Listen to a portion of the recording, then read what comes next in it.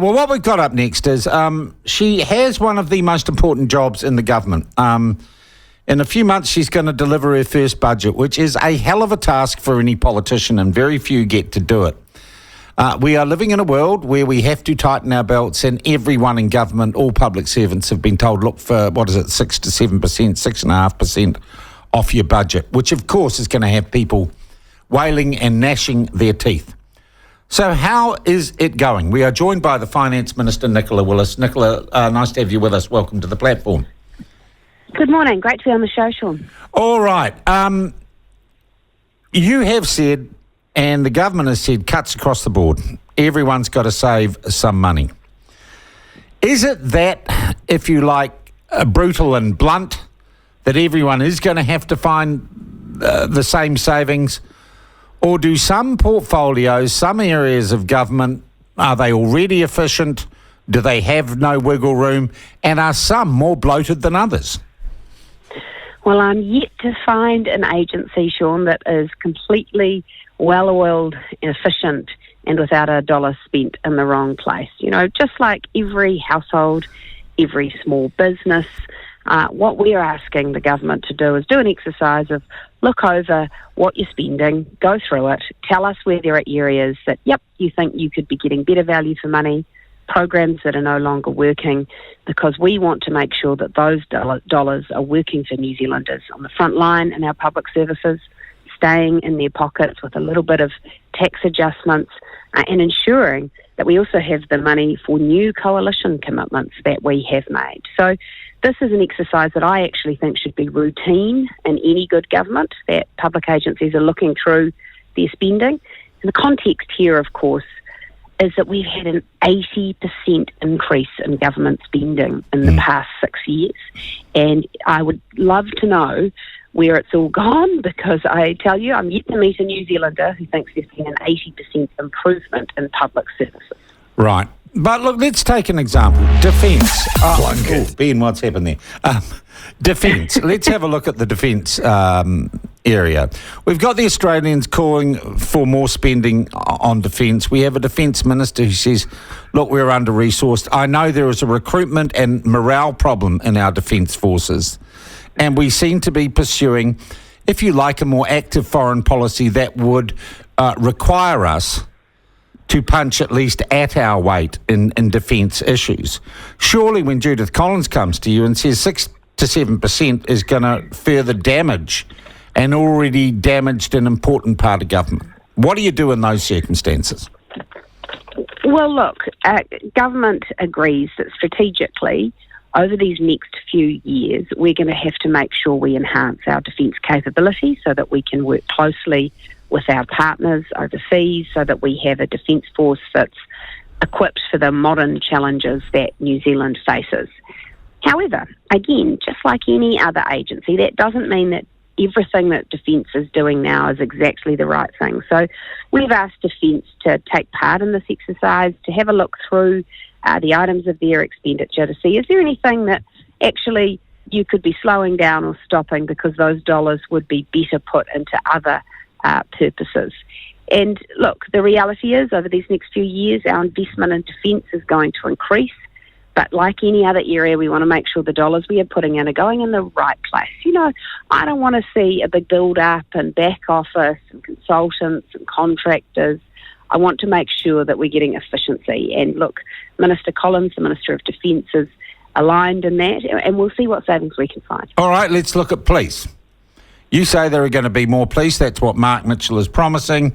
Part of the narrative of the election campaign was that police were underfunded and morale was low. Exactly the same deal. Are they going to have to cut 6 to 7% of their budget?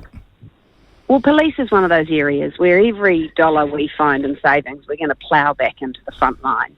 Our concern is that tens of millions of dollars, for example, are being spent on consultants and contractors at police headquarters. And as you say, we're a government that's very committed to law and order. We want to hire more police. We want to ensure those police are well supported with the tools that they need. And so again, we've asked police to go through that exercise of saying, look, is there any cash being caught up in the back office that we could better deploy to support frontline officers? Are there any programs that you're running that aren't really hitting the mark or a past the use by date, so that we can ensure that we're pumping that money back into the front line. So, you can be assured that the police is an area which National is prioritising for investment. Okay, what happens if departments and government agencies don't come up with 6 to 7% cuts? Well, I'd be really disappointed if that was the case, because but apart from you being disappointed, Minister, what would happen to those departments? Would you just cut their money anyway? Well, in the first instance, we'd go back to those departments and we'd say, okay, you seem to have struggled with this exercise. We'll take a note of that. And the second thing we're going to do is say, right, this is how much more you're spending on consultants and contractors. Tell us how much you think you could shave from there. Here's what we've seen in terms of your back office headcount increase. Are you really telling us that every single one of those roles remains necessary? And here's some proposals we have for areas you could look at. So this is a process that's going to go back and forth a bit. It will also be the case, I think, Sean, that they'll come up with some suggestions for things that they might want to reduce or not spend on, and we'll say, no way, we want to keep that going. We don't think that's an appropriate area to reprioritise. In fact, a smart public servant would come up with totally politically unpalatable ways to save money to basically get you to back off, wouldn't they? Well, that's the kind of behaviour that would kind of be maybe a little bit Machiavellian and clever in the short term, but in the long term, we're talking about really Wellington. Look bad for them. Yeah, but it's not going to work for them in the long term, is it? Because ministers are smart. We'll see that behaviour for what it is, and that agency and the entity, the individuals involved, will be judged accordingly. All right. How much do you reckon you're going to save by more strictly enforcing sanctions for people on job seeker benefits? Well, look, it's a really good question. We haven't gone into this exercise in the welfare area with a fiscal goal in mind. We're doing it because it's the right thing to do, because it's not right to let people languish on a benefit for long periods of time when they could be working. That's no life for them, and it's not good for the taxpayer or our economy either.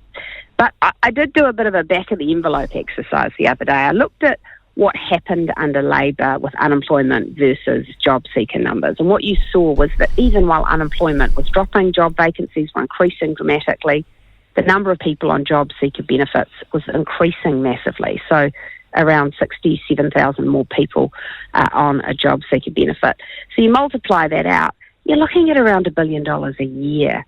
And so what we want to see is actually that we get back to that situation where the job seeker numbers correlate to the unemployment numbers, where actually you are seeing that people who can work are working, because there are very hard-working taxpayers out there and families who have got really stretched budgets, who are watching every single dollar, working every hour they can, and they are supporting those beneficiaries. Okay, how many beneficiaries do you think are gaming the system just can't be asked? How many people on job seeker? Give me a number. Well, I don't have that number. But well, does anyone have that number, or is this just a populist policy that makes your core supporters feel good about you because you're kicking? And this is the narrative mainstream media are giving you. You're just beneficiary bashing for political gain. No, because the numbers that we have show that despite the fact that we've had a growing number of job vacancies, despite the fact that we've had really low unemployment, we've still got 67,000 more people on a job seeker benefit than we did 6 years ago. What we also know is that the use of sanctions during that time has dropped dramatically. Tens of thousands fewer sanctions used, right at a time where you've got the number of people on these benefits increasing, even while there are employers begging for workers. So we know from the numbers that the system hasn't been working the way it should.